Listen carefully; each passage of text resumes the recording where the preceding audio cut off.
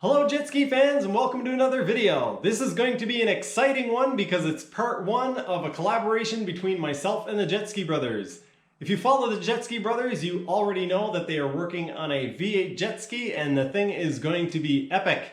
If you follow my channel, you've already heard me talk about it, so let's talk about what's going to be in this video. In this video, I'm going to build the flanges. I'm going to show you guys how I came up with the design of the exhaust system. I worked with Josh on basically the layout of it. He sent me some templates. I'm going to show you guys what material that I chose, and we're going to talk a little bit about the plans.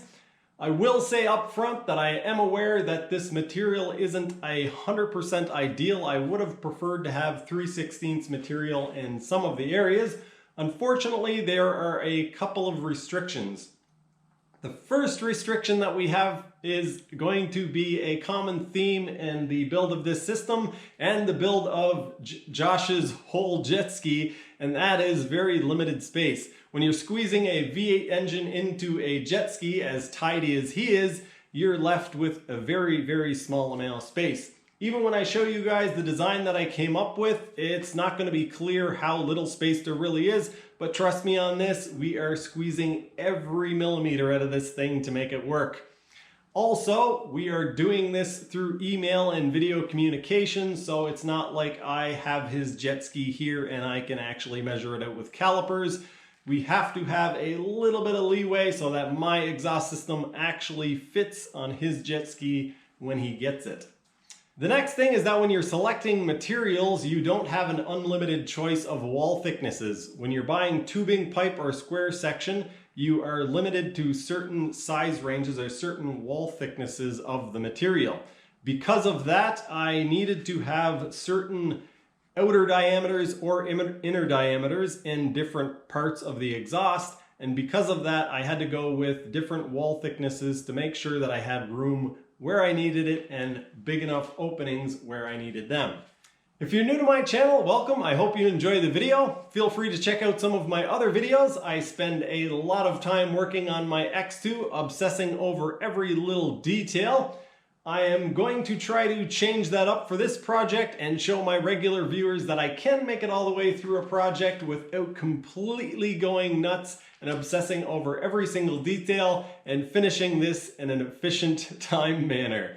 With that being said, let's get into the video and I'll show you guys the templates.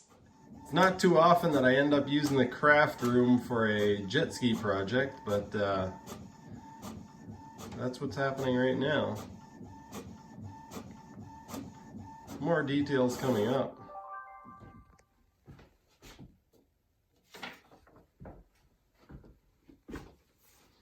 Josh did an awesome job on these templates. We have the LS engine on a stand. I need to put the heads on it. Once I get the heads on it, I'm going to put these templates that Josh made me on some cardboard. And then I'm going to try to fit up the templates to the engine and see basically how much room I have. And that will determine what materials I'm going to buy to build this exhaust system.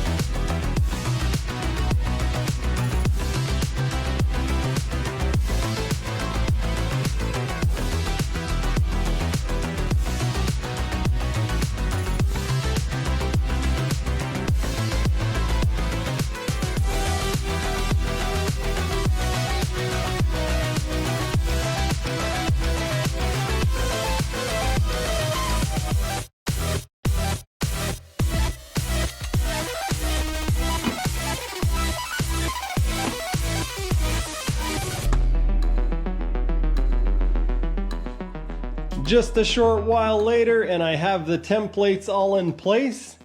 Now we are able to see exactly how much space that I have for the exhaust manifolds. The templates themselves are basically negatives or cutouts to show me exactly how much space I have between the hull and either the engine or the hull and other components. It looks like very likely I'm going to end up using a combination of square tubing, round tubing, and some bar stock. The exhaust flange itself is going to be made out of 1/2-inch bar stock. The headers running down into the log manifold are going to be made out of round tubing, and the log manifold and the water jacket itself is going to be made out of square tubing. Alright folks, it looks like this is going to be the basic layout of the exhaust. I came out into the garage last night and made up some cardboard templates to mimic where the log for the manifold is going to sit. This is going to be the outer water jacket area, and as you can see, I've put a head gasket in place that represents where the material for the manifold is going to sit. I'm going to need to make some runners that come from here, penetrate through the water jacket and into the manifold itself. This is a very basic design. I'm going to make some modifications to this. I have been talking to Josh through email and he's confirmed that if I make it like this, there will be clearance for everything. So it looks like this is what we're going to go with. I have tested this on both sides. Looks like it's going to be okay, and so I'm going to show you guys the material that I got now, and then we're just going to get into it.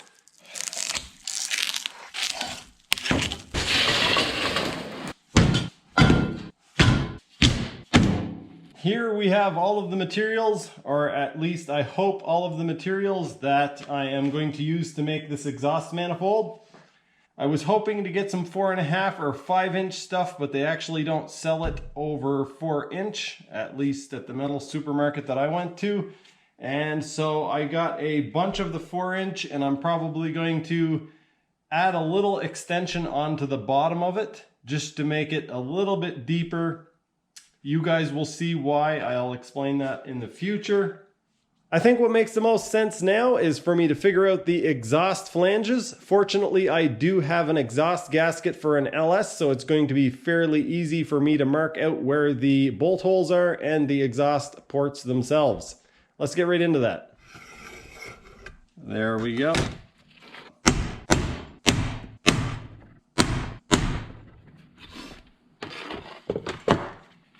All right, now we can drill this out. I think I'll cut it off first and then drill it out.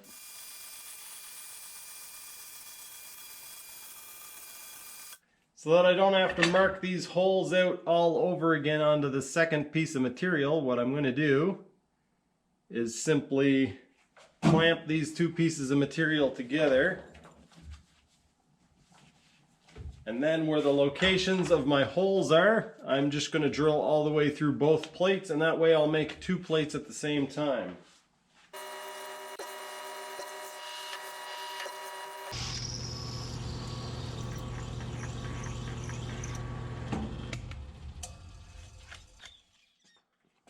I think I accidentally turned on voice activation on my Hero 7.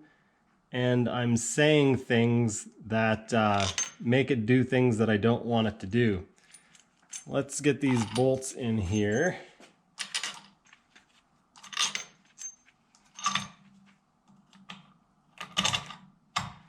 Okay. Well, that fits on there pretty much perfectly. So now what I'm going to do is mark off the center of the holes, and then maybe what I'm actually going to do is use a hole saw to cut these out. That's probably going to be the most efficient way to do this. So, I don't have an annular cutter, but what I do have is this hole cutter. And the outside shoulder of it just so happens to be 3/4 of an inch, so it fits perfectly into my collet.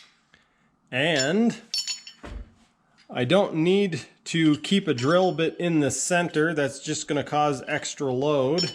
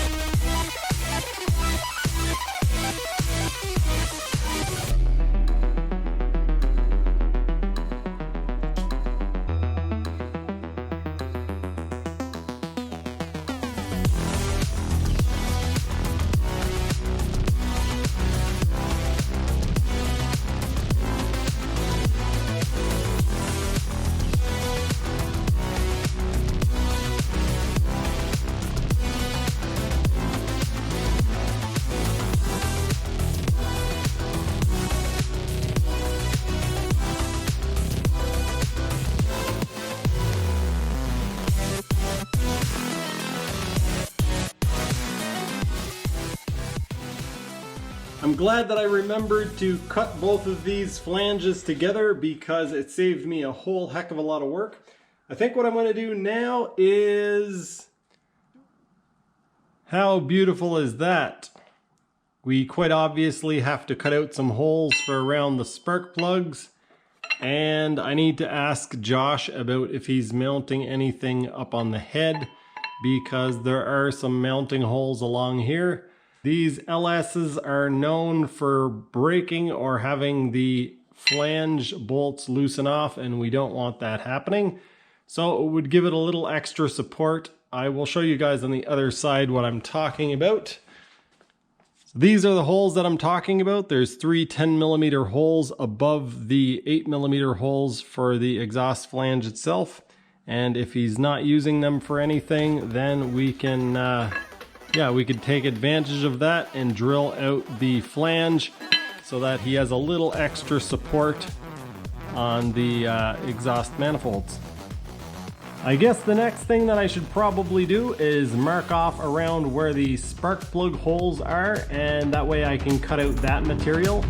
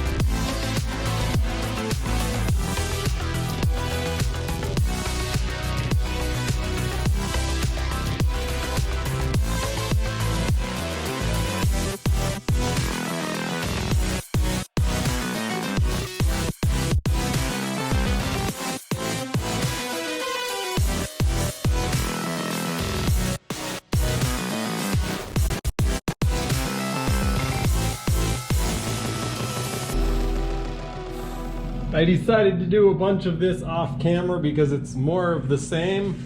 I got this one cut out so that it fits around the spark plug, no clearance issues there. So I cut the next one out the same. I'm going to move on and do the last one, but I thought I would show you guys how big of a mess this makes in shavings. So a lot of material removed there. This is how the flanges look straight out of the vise. I still need to do a little bit of touch-up work on them, and I am going to chop off the ends just to make sure that I have clearance for the plug on this side. I'm going to do that in the bandsaw off camera, and I will come back and we'll do a test fit on these once I'm done that. It is time to do a test fitting of the exhaust flange, and I'm really hoping that it works because I've got to go edit this video so you guys can watch it, because a collaboration is no good if nobody actually gets to see it. So I'm going to attempt to tighten this down into place. Up until now I haven't actually tightened it up to the head. I've just tightened it in finger tight. So we'll get that in so that it's all the way to the head. And then I'm going to try using plug socket to actually put a plug in each cylinder. This one we know goes for sure because the plug is in there.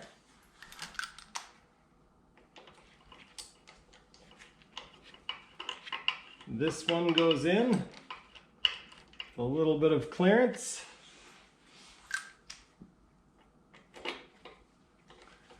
That one goes as well. And then the end one here is kind of maybe the only one that's questionable. And I think we got it here as well. All right, that is fantastic news. Now the other side is exactly the same as this. The LS shares heads on the left and the right, but just to be 100% sure that I've got this right, I'm going to bolt the other flange to the other head and do the same test. I have now installed the manifold on the other side, and I can quite clearly see that I've got the same clearances here as well. All of my bolt holes line up. I don't think I've mentioned this to you guys, and I definitely haven't mentioned it to Josh. So Josh, listen up. I'm not going to be port matching the flange to the head for a couple of reasons. One being time, so that I can get these done a little quicker and get them to you. But the second reason is the main reason, and that is because the ports in the LS head aren't actually round. And so to port match the flange to the head, you actually have to do a lot of cutting on the head material. So for me to do this kind of wouldn't make sense. Basically, it would need to be matched up. You would have to make a gasket that fits this flange perfectly, and then basically mount that to the head and cut away at it. Quite honestly, I don't think it's going to offer you much gain in performance. If you're trying to squeeze every little bit out of it, then you could take the time and do that. But yeah, it's probably only good for a couple of percent, maybe like 2 or 3 horsepower on the dyno or something like that. Well, that just about does it for this video. I'm sure you guys can tell I'm really excited about the way these flanges turned out. We're not 100% done with them yet. We're either going to add a few holes to the top so that it can be attached more securely, or if needed, we're going to trim a little off the top for clearance. In the next video, I'm going to be figuring out the primary runners, the location of the log, and the size that I need to cut the material to. I'm really excited to get to the part of this video where I get to start welding stuff together, but there's a lot of work to do before then. If you don't follow the Jet Ski Brothers, be sure to go over to their channel so you can see what these are actually getting mounted on. That's going to do it for this one. Thanks for watching, and I'll see you next time.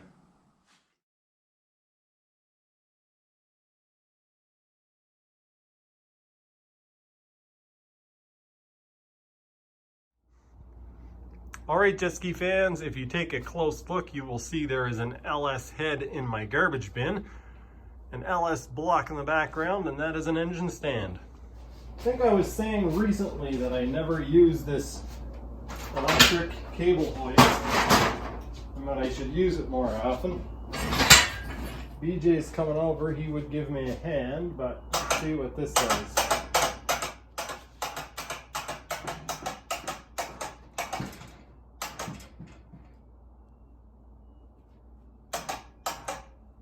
That makes pretty light work of that. Let's get this out of the way.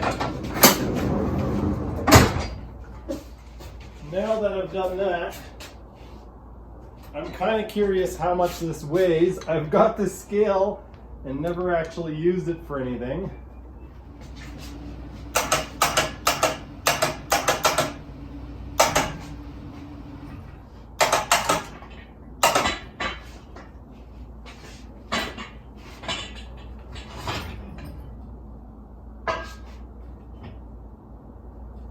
£204.